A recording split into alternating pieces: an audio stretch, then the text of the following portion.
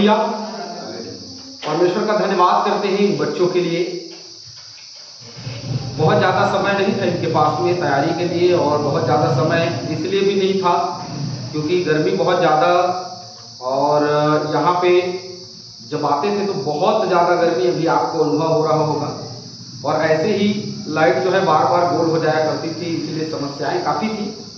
लेकिन बच्चों ने सीखा और कम समय में सीखा, और बहुत सारी चीज़ों को कम समय में सीखना थोड़ा कठिन होता है, लेकिन बहुत अच्छा संचालन, बहुत अच्छा संदेश। और गीत इसलिए अच्छे नहीं लग रहे थे क्योंकि माइक नहीं है।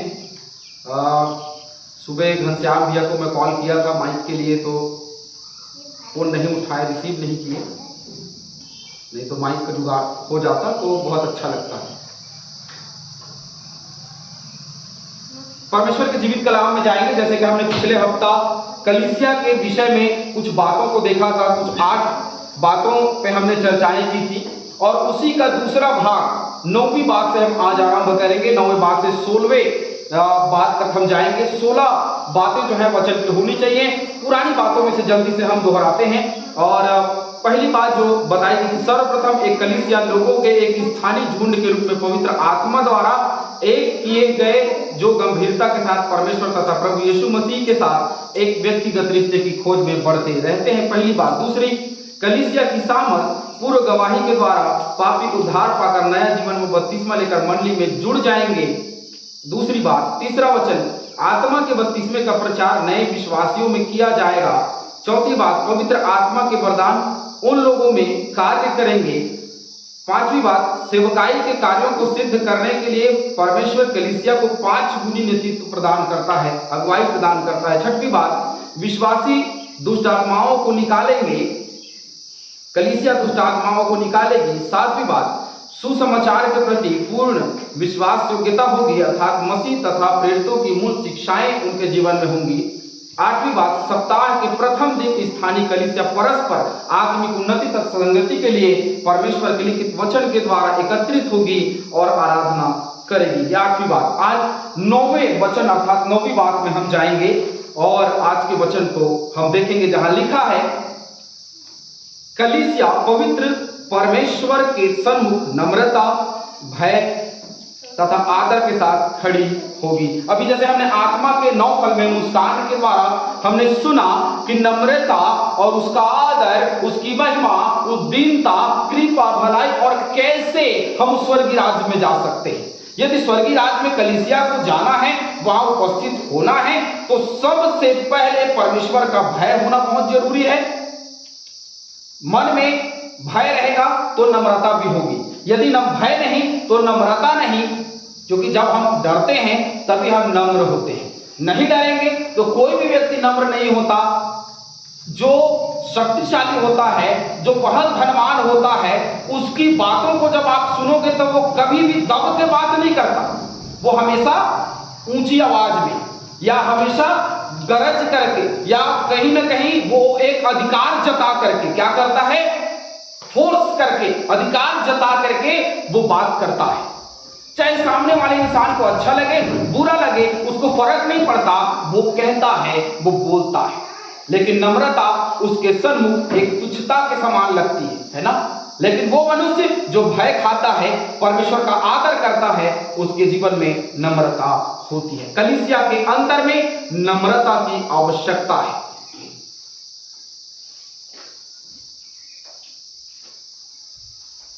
दसवां वचन, 10वीं बात हम देखेंगे, जिन्होंने भक्तिमय जीवन का पीछा किया है, जिन्होंने भक्तिमय जीवन का पीछा किया है जो कि प्रेरितों द्वारा बताया गया, वे कलीसिया की देखभाल के लिए प्राचीन के रूप में नियुक्त किए जाएंगे तथा अपना आत्मिक जीवन बनाए रखेंगे। अब ये कलीसिया जो है, इस कलीसिया को अपनी आत्मिक जीवन को बनाए रखने के लिए निर्धारित किया गया है। यदि ये कलीसिया अपनी आत्मिक जीवन को भूल जाएगी, यदि ये कलीसिया अपने आत्मिकता को छोड़ देगी, अपने धार्मिकता को छोड़ देगी, तो कलीसिया का स्वरूप जो है वो क्या हो जाएगा, बिगड़ जाएगा। हालेलुया।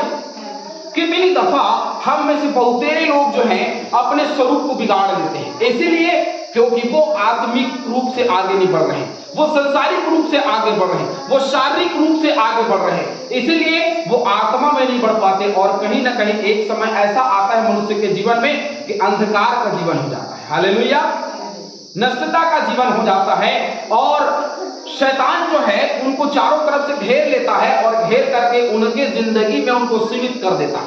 जैसे हमने कक्षाओं में पढ़ा होगा कुएं का मेढक, बहुत अच्छा ये कहानी है जिसको हम लोग बड़े चाव से सुनते थे और उसको पढ़ते थे, है ना। कुएं का मेढक जो है कुएं के बिल्कुल ऊपर बैठा हुआ है, पानी भरा हुआ है लबालब। वो देखता है, देख करके महसूस करता है अरे मेरे पास पानी ही पानी है, देखो चारों तरफ क्या है, जमीनें हैं, पानी सिर्फ मेरे पास।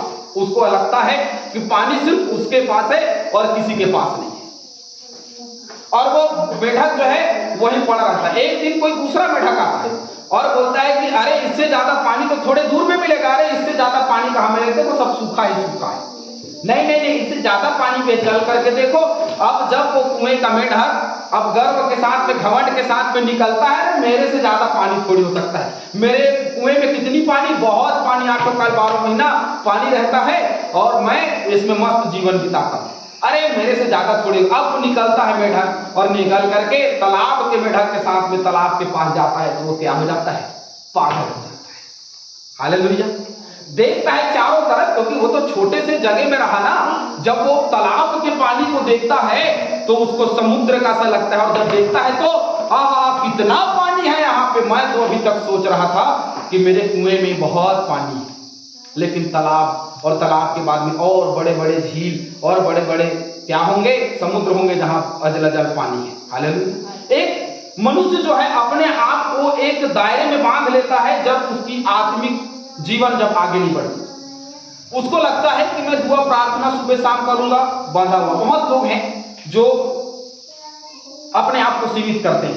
एक दिन मैं बहुत अच्छा उदाहरण बताऊंगा। एक दिन मेरे लोगों में से एक व्यक्ति ने मुझसे कहा कि आप सुबह शाम आराधना क्यों नहीं करते। मैंने कहा सुबह शाम आराधना करने की जरूरत इसलिए होती है कि आप परिवार के साथ में आगे बढ़े, आपके परिवार के लोग जो हैं उसमें शामिल हो। इसलिए नहीं कि आपका आत्मिक जीवन बढ़ेगा, इसलिए नहीं कि आप बहुत बढ़ जाओगे। यदि मैं सुबह शाम की आराधना में अपने आप को सीमित कर दूं तो मैं कुएं का मेढक हूं।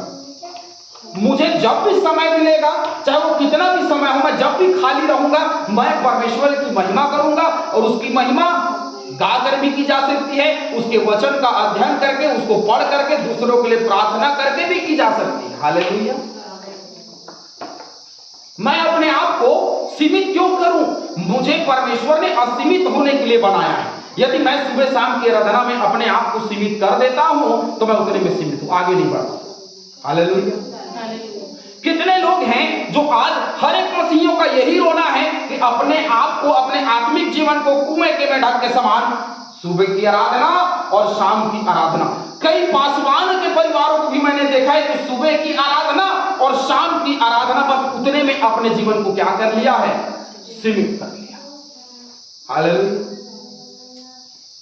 लेकिन परमेश्वर ने वचन में कहा प्रभु में सदा आनंदित रहो, निरंतर प्रार्थना करते रहो। अब निरंतर प्रार्थना करते रहना, प्रभु में सदा आनंदित रहना, ये तो बड़ा आसान काम नहीं है, लेकिन जो आत्मिक है ना उनके लिए सब आसान है। हालेलुया, जो संसारिक हैं उनके लिए मुश्किल है, जो शारीरिक हैं उनके लिए मुश्किल है, लेकिन जो आत्मा में है, जो आत्मिक है, उनके लिए कोई भी काम कठिन। हालेलुया, कलीसिया को आत्मिक उन्नति के लिए बनाया गया, कलीसिया को आत्मिक उन्नति के लिए रखा गया कि उस स्थान में आत्मिक उन्नति करे। हालेलुया, 11वीं बात हम देखेंगे, वचनों में नहीं जा रहे हैं। 10वीं बात के लिए 1 कुरिन्थियों 5 1 से 5, 1 तीमुथियुस 3 1 से 7, तीमुथियुस 1 5 से 9, इन वचनों को पढ़ लीजिएगा। और 9वें वचन के 9वीं बात के लिए 1 कुरिन्थियों 5 1 से 13 और मत्ती 18 का 15, इन वचनों को पढ़ लेंगे।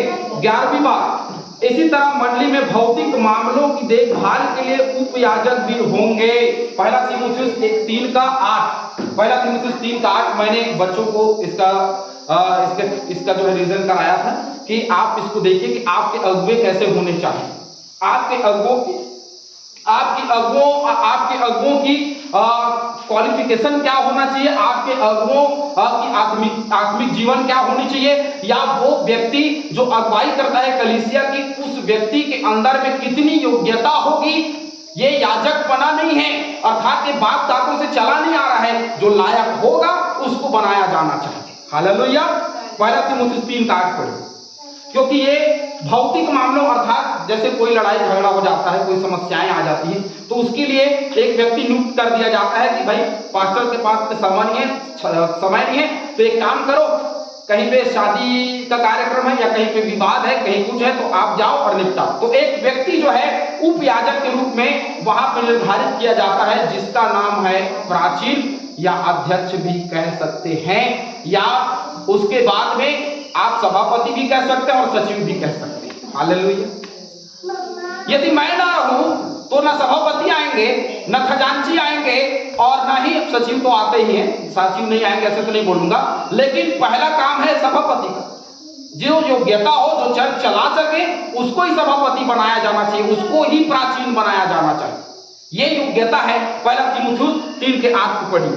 वैसे ही सेवकों को भी गंभीर होना चाहिए, दरोही, पियक्कड़ और नीच कमाई के लोभी न हो, पर विश्वास के भेद को शुद्ध सेवक से सुरक्षित रखें। शुद्ध विवेक से सुरक्षित रखें। ये सेवकों के लिए। और सेवक कौन है? जब आप बड़े कलीसियाओं में जाओगे तो देखेंगे संचालन होता है, क्या बोलते हैं, सेवकगण इसी क्षण क्या हो जाएंगे, आगे आ जाएंगे। यहाँ दो सेवक की बात होती है, एक जो पास्टर होता है, दूसरा जो होता है वो सेवक जो प्रभु भोज के लिए या भेंट के लिए या कलीसिया की अगुवाई करने के लिए वो आता है। हालेलुया। तो कैसे होना चाहिए?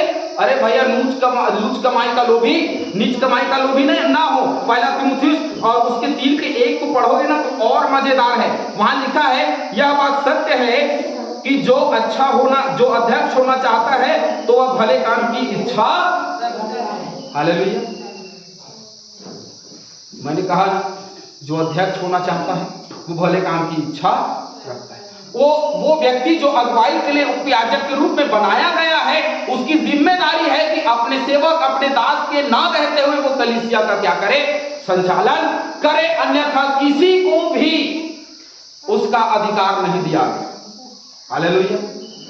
हम अपने कलीसिया में चला रहे हैं या और लोग भी अपने कलीसिया में चला रहे हैं, वो अलग बात है, लेकिन बाइबल में कहीं भी कोई प्राचीन या कोई दास या कोई सेवक या कोई अध्यक्ष के अलावा किसी और को चर्च चलाने का अगुवाई नहीं दिया जाता। हालेलुया। CNI में आप जब जाओगे ना तो ये बात आपको बहुत अच्छी मिलेगी। कोई भी व्यक्ति जो प्रभु का दास होगा, जो रेवरेंट होगा, जो पास्टर होगा, उसी को पुलपिट पे चढ़ाया जाता है, अन्यथा किसी को चढ़ाया नहीं। डिसाइपल में भी ये बातें चलती रही, लेकिन धीरे धीरे जब समय बदला तो लोगों ने कहा कि भाई सामरी स्त्री को सुसमाचार प्रचार के लिए प्रभु यीशु मसीह ने चुना कि वो सामरिया में जाकर के क्या करे, प्रचार करे। जब भी वो व्यभिचारिणी स्त्री थी, उसको प्रभु ने चुना, तो कोई भी व्यक्ति सुसमाचार प्रचार के लिए खड़ा हो सकता, क्योंकि पवित्र स्थान उस दिन चला गया जिस दिन मंदिर का पर्दा क्या हो गया। कलीसिया में ये बात जो है बहुत ज्यादा रूप से अंधविश्वास के रूप में यह शामिल है कि पुलपिट का जो स्थान है वो महापवित्र स्थान है, वहां वही लोग खड़ा हो सकते हैं जिन्होंने अपराध नहीं किया। तो वही बात कि प्रभु यीशु मसीह के पास में व्यभिचारिणी स्त्री को लाया गया और ला करके कहा गया कि प्रभु ये तो व्यभिचार करती हुई पकड़ी गई थी, अब क्या दंड देना चाहता है दे। तो उसने कहा जिसने पाप ना किया हो वो पत्थर। हालेलुया। अब ये कहते हैं लोग कि मैंने पाप नहीं किया, तो फिर रोमियो के पत्र 3:8 में ऐसा क्यों लिखा है भैया कि सब ने पाप किया। हालेलुया। कोई भी धर्मी नहीं, एक भी धर्मी नहीं का मतलब हर एक मनुष्य पापी है। जो माता के गर्भ से जन्म लेता है वो हर एक मनुष्य क्या है, पापी है, लेकिन वो धार्मिकता की ओर बढ़ता है। तो उपयाजक किसको चुना जाए? वो जो कलीसिया में लायक हो, वो जो कलीसिया में सेवा कर सके, वो जो कलीसिया को संचालित कर सके, वो जो कलीसिया को आगे चल करके बढ़ाने के बारे में सोच सके। हालेलुया। आगे 12वां वचन हम देखेंगे, 12वीं बात देखेंगे, सदस्यों के मध्य देखने योग्य प्रेम तथा संगति होगी। क्या योग्य होगी? सदस्यों के मध्य में, बीच में देखने योग्य क्या क्या होगा? प्रेम और संगति होगा। संगति तो बहुत अच्छे से होगी। भोजन खाना हो, बहुत अच्छी संगति। किसी के यहाँ कार्यक्रम हो, बहुत अच्छी संगति। कलीसिया में कार्यक्रम हो, बहुत अच्छी संगति। और उसके बाद में पिकनिक जाना हो, बहुत अच्छी संगति। वचन सुनना है, बहुत अच्छी संगति, सुन लेते हैं। लेकिन एक बात जो उसने शुरू में कहा वो है प्रेम। उस बात की कहीं ना कहीं पूरी रीति से कमी है। यदि लोग बोलते हैं कि हम थोड़ा प्रेम तो रखते हैं। एक व्यक्ति ने मुझसे कहा, एक अंकल है, बहुत लोग हैं पास्टर साहब जो कलीसिया से प्रेम नहीं रखते। तो मैंने उनसे पूछा आप कितना प्रेम रखते हैं? उन्होंने कहा पास्टर साहब बहुत ज्यादा तो मैं नहीं रख सकता, लेकिन थोड़ा प्रेम तो मैं रखता हूं। मैंने कहा परमेश्वर के वचन के अनुसार या तो प्रेम है या तो प्रेम नहीं। वो थोड़ा ज्यादा क्वांटिटी आप नहीं नाप सकते, क्योंकि प्रेम एक अथाह विषय है जिस विषय में आप जितना ज्यादा गंभीरता से सोचोगे उतना ही ज्यादा आपका प्याला उमड़ता रहेगा। हालेलुया। तो कलीसिया के मध्य में एक दूसरे के प्रति लगाव होना चाहिए, एक दूसरे के प्रति प्रेम होना चाहिए। 13वीं बात,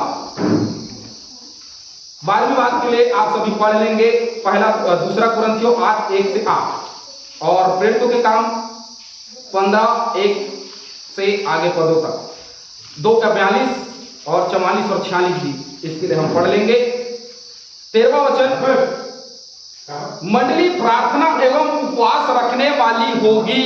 अब पतरस के दिनों में उसकी मंडली जो है उपवास रखी थी। अंताकिया की कलीसिया में उपवास रखा गया क्योंकि वो जेल में चला गया पतरस, तो उपवास रखा गया, उपवास रख के प्रार्थना किया गया। और उसके बाद में जब बरनबास 13वें अध्याय में जब जाएंगे तो जब बरनबास और शाऊल अर्थात पौलुस को सेवकाई के लिए भेजा गया तो उपवासी प्रार्थना रखा गया। उपवासी प्रार्थना के बाद उन पर हाथ रख के प्रार्थना किया गया और प्रार्थना करके उनको सेवकाई के लिए अन्य जातियों के बीच में भेजा। हालेलुया। उपवास और प्रार्थना कलीसिया का एक मुख्य अंग है, एक मुख्य भाग है जो आज हम नहीं करते। नहीं हम उपवास रखते हैं, नहीं हम प्रार्थना करते हैं। उपवास रखने से क्या हो जाता है? उपवास रखने से लोग बोलते हैं अरे हमें कमजोरी हो जाती। जैसे मुस्कान उस दिन बोल रही थी कि मैं तो अभी खाना खा के नहीं हूं, नाश्ता करके तो मैं मर जाऊं। हालेलुया। यदि कोई 3 तमाचा मार दे, 3 तमाचा मारने के बाद में बेड में लिटा दे और उसके बाद में 4 दिन खाना नहीं खाएंगे, मुंह फुला के सोए रहेंगे तो कमजोरी नहीं आएगी। हालेलुया, है ना। बहुत सारे ऐसे लोग हैं, मैंने बहुत सारे ऐसे लोगों को देखा है जो नाराजगी जताते हैं, नाराजगी जता करके भोजन नहीं करते तो उनको कमजोरी नहीं आती। लेकिन जब वही बात कहीं नॉर्मल तरीके से भोजन टाइम पे नहीं मिलता है और टाइम पे नहीं मिलता है तो लोग क्या करते हैं? भूख लग रहा है, उनका जो स्वभाव होता है वो प्रकट हो, भूख लग रहा है, मर जाएंगे, ये हो जाएगा, वो हो जाएगा, गैस चढ़ जाएगा, ये परेशानी वो परेशानी। तो उपवास रखने की जब बात आती है तो लोग भाग जाते हैं। पिछले सोमवार को मैंने कहा था कि विशेष प्रार्थना हम रखेंगे और मैंने कहा ऑनलाइन प्लेयर को सब डाल के अपने घर में दुबक के बैठे। हालेलुया। क्यों? क्योंकि कलीसिया न उपवास रखना चाहती है और न ही प्रार्थना करना चाहती है। मैंने इसीलिए आप सबको कहा प्रार्थना जब हम कर रहे हैं, प्रार्थना बहुत सारे लोग कर रहे हैं, सिर्फ आप करोगे तो प्रभु चंगाई देगा ऐसी बात नहीं है। लेकिन आपको यदि आशीष पाना है तो आपको प्रार्थना करना पड़ेगा, नहीं तो आशीष नहीं मिलेगी। आप डमरू बजाते रहिए, डमरू बजाने से, ढोल बजाने से कुछ नहीं मिलेगा। परमेश्वर चाहता है कि हम प्रार्थना में, उपवास में लौ लगा करके लग जाए, लेकिन हम ऐसा नहीं करते। हालेलुया। बहुत बड़ी बड़ी बातें बोलना बहुत आसान होता है, बहुत लोग बड़ी बड़ी बातों को बोलते हैं, लेकिन उसमें जीवन बिताना बहुत कठिन होता है। बहुत सारे लोग बोलेंगे कि यार प्रार्थना करना चाहिए ये वो, और उसके बाद में जब बारी आती प्रार्थना करने की तो भाग। हालेलुया। उपवासी प्रार्थना की जरूरत है। कलीसिया के उत्थान के लिए, कलीसिया की उन्नति के लिए आत्मिक प्रार्थना की जरूरत है, लेकिन लोग वो करना नहीं चाहते। मंडली प्रार्थना एवं उपवास रखने वाली होनी चाहिए। कुलुस्सियों 4:2, इफिसियों 6:18 पढ़ लेंगे। 14वीं बात, विश्वासी अपने आप को प्रचलित विश्व दृष्टिकोण से अलग करेंगे और साथ ही चारों तरफ की सांस्कृतिक आत्मा से भी दूर रहेंगे। अब सांस्कृतिक आत्मा मतलब समझते हैं? अब मुझे बताइए सांस्कृतिक आत्मा मतलब क्या है? हमारे देश का कल्चर है, हमारे गांव का नियम है, और ऐसा है और वैसा है और ये है और वो है, ये अंधविश्वास, ये ढकोचला जिससे परमेश्वर ने हमको अलग किया है। रोमियो की पत्री 12:2 पढ़िए, चलिए पढ़िए, बहुत विशेष वचन, रोमियो की पत्री 12:2, जहां लिखा है, और इस संसार के सदृश से ना बनो, परंतु तुम्हारी बुद्धि के नए हो जाने से तुम्हारा चाल चलन भी बदलता जाए, जिससे तुम परमेश्वर की भली और भावती और सिद्ध इच्छा अनुभव से मालूम करते रहो। भैया संसार की रीति नहीं चलेंगे। जब हम आत्मा में रहेंगे तो आत्मिक रीति से चलेंगे। हम संसार के निमित्त नहीं बनेंगे, जो हमारे गांव में चल रहा है उसके निमित्त नहीं बनेंगे, परंतु सच्चाई के साथ यहोवा के साथ खड़े रहेंगे। हालेलुया। जो सच्चाई के साथ यहोवा के साथ खड़े रहता है वही व्यक्ति प्रबल हो सकता है, वही व्यक्ति विजय को प्राप्त कर सकता है और वही व्यक्ति आत्मिकता में बढ़ सकता है। हालेलुया। 15वीं बात, संसार तथा संसार के मार्गों के कारण सताव होगा। अब ये बात जो है बहुत ही गंभीर विषय है, क्योंकि हर एक व्यक्ति संसार के निमित्त चल करके दंड पाता है, और परमेश्वर जो है, जिनको बहुत सारे लोगों को ऐसा लगता है कि परमेश्वर दंड नहीं देता। आपको पता है जब हनन्याह और सफीरा ने झूठ बोला तो वो मर गए, तो किसने मारा होगा? झूठ बोला तो शैतान तो नहीं मारेगा, तो किसने मार दिया उसको? परमेश्वर। तो परमेश्वर जिसने उसको मार ही दिया, तो क्या परमेश्वर दंड नहीं देता? कहां? पुराने नियम की बात नहीं कर रहा हूं मैं, नए नियम की बात कर रहा हूं। नए नियम में पतरस के दिनों में हनन्याह और सफीरा, जिन्होंने अपने खेत को अपमूल्य में बेचा, लेकिन उन्होंने उसका पूरा मूल्य नहीं दिया, परंतु आधा अपने लिए रख लिया और पतरस को दिया, और वो झूठ बोलने की वजह से लिखा है कि वो तुरंत दोनों आरी पारी, पहले पति मरा और उसके बाद में उसकी पत्नी, दोनों क्या हो गए? मर गए। हालेलुया। तो क्या नए नियम में परमेश्वर ने दंड दिया और बताया कि जो पाप करेगा वो मरेगा, वो श्राप पाएगा, वो दंड पाएगा, चाहे वो कुछ भी हो जाए। हालेलुया। लेकिन बहुत सारे लोगों को लगता है कि हम पाप करते रहेंगे और हम बचे रहेंगे, हम झूठ बोल लेंगे बचे रहेंगे, हम नशा कर लेंगे बचे रहेंगे, हम गलत कार्य कर लेंगे हम बचे रहेंगे, परमेश्वर हमको बचाए रखेगा। लेकिन यहाँ लिखा है संसार के मार्गों के कारण जब उसमें चलेंगे, संसार के मार्गों में जब हम चलेंगे, तो कहीं ना कहीं हम ठोकर खाएंगे, कहीं ना कहीं हम पे सताव होगी, और वो सताव परमेश्वर की ओर से होगी। हालेलुया। जब परमेश्वर की ओर से सताव, भैया देखो, जब परमेश्वर ही एक मनुष्य के विरुद्ध में हो जाए तो मनुष्य किस उपाय से अपने जीवन को बचा सकता है? बचा सकता है परमेश्वर के अपने जीवन को। भजनकार दाऊद कहता है, प्रभु अधोलोक में जाऊं तो, आकाश में चढ़ूं तो, उत्तर दक्षिण कहीं भी जाऊं प्रभु तो वहां, तो उसकी आत्मा से भागकर कोई व्यक्ति कहीं नहीं जा सकता। अर्थात हम कहीं भी चले जाए हमको दंड मिलेगा, हमने गलत किया और हमको दंड उसका तुरंत भुगतना पड़ेगा। प्रेरितों के काम 9:16 और 14:22 हम इस वचन के लिए पढ़ लेंगे। 16वीं बात, कलीसिया दूसरे राष्ट्रों में मिशनरी भेजने में सक्रिय सहायता करेगी। अब ये बात जो है हमारी छोटी कलीसिया है, ये उन दिनों की कलीसिया के लिए बात लिखी गई है कि वो बाहर के देशों में भेजेंगे, लेकिन बरनबास और पौलुस को अन्य जातियों के बीच में सुसमाचार प्रचार करने के लिए क्या किया गया? भेजा गया। हालेलुया। अन्य जातियों के बीच में प्रचार करने के लिए भेजा। हम भी अन्य जातियों के बीच में प्रचार करने के लिए, बहुत सारे प्रचारक हैं जो जाते हैं, जो मेन लाइन चर्चों में नहीं। मैं मेन लाइन चर्च का, ये मेन लाइन चर्च है, मेन लाइन चर्च का होते हुए विश्वासियों के बीच में प्रचार करने जाता हूँ, क्योंकि मेरी से शुरू से ये हॉबी रही मेरी कि मैं अन्य जातियों के बीच में विशेष सेवा करना चाहता हूँ शुरू से। तो अन्य जातियों के बीच में एक विशेष सेवा होती है, लेकिन कलीसिया की ये जिम्मेदारी है कि उसको क्या करे, उस सेवक को, उस दास को, उस दासी को क्या करे? कलीसिया जो है प्रचार के लिए भेजे। हालेलुया। हालेलुया। प्रचार के लिए भेजे और हर संभव प्रयास करे, क्योंकि उन दिनों में हर संभव उनको प्रयास किया जाता था कि उनको सेवकाई के लिए भेजा जा सके। प्रार्थना के द्वारा आर्थिक रूप से, चाहे भोजन के लिए हो, चाहे वस्त्र के लिए हो, चाहे किसी भी चीज के लिए हो, उनको सुसमाचार प्रचार के लिए भेजा जाता था। भेजा जाने का मतलब वही होता है। भेजे जाने का मतलब ये नहीं होता कि पास्टर साहब यहाँ पे प्रचार है आप चले जाए, इतना तो हर व्यक्ति बोल सकता था। उन दिनों में परमेश्वर का वचन जो है वो चाहता है कि हम क्या करें, अपने कलीसिया से प्रचारकों को निकालें और सुसमाचार प्रचार करने के लिए भेजें। अब बात ये होती है कि कलीसिया में सुसमाचार प्रचारक हम कैसे बना सकते हैं। भैया बरनबास और शाऊल को अपने बीच से उन्होंने निकाला और निकाल करके सेवकाई में भेजा। अब आप देखिए कि अब हमारे बीच में कौन है जो सेवकाई में आगे बढ़ सकता है। कलीसिया जो है वो ये नहीं देखती कि भैया कौन है जो सेवकाई में आगे बढ़ रहा है। लोग ये देखते हैं कि हम बढ़ेंगे कि नहीं बढ़ेंगे, हमको स्थान मिलेगा कि नहीं मिलेगा, हम जो है वो उस स्थान से आगे बढ़ेंगे कि नहीं बढ़ेंगे। यदि हम नहीं बढ़ेंगे तो फिर दूसरों को भी बढ़ने नहीं देंगे। हालेलुया। किसी के अंदर में सुसमाचार प्रचार करने की कला होती है, किसी के अंदर में नहीं।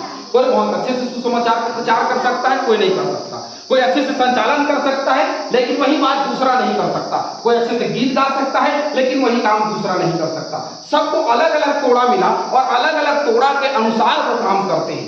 तो हमें आगे आना है, आगे बढ़ना है। हम जाना चाहते हैं तो जा सकते हैं, लेकिन हम जाना नहीं चाहते, हम करना नहीं चाहते, हम भेजना नहीं चाहते, न ही अपने बच्चों को हम भेजना चाहते हैं, न ही हम अपने घर के लोगों को भेजना चाहते हैं। और जो सेवकाई कर रहा है न ही हम उसके कंधों पे कभी हाथ रख के ये कहा कि बहुत अच्छा काम कर रहा है, आगे बढ़ते चले जाए।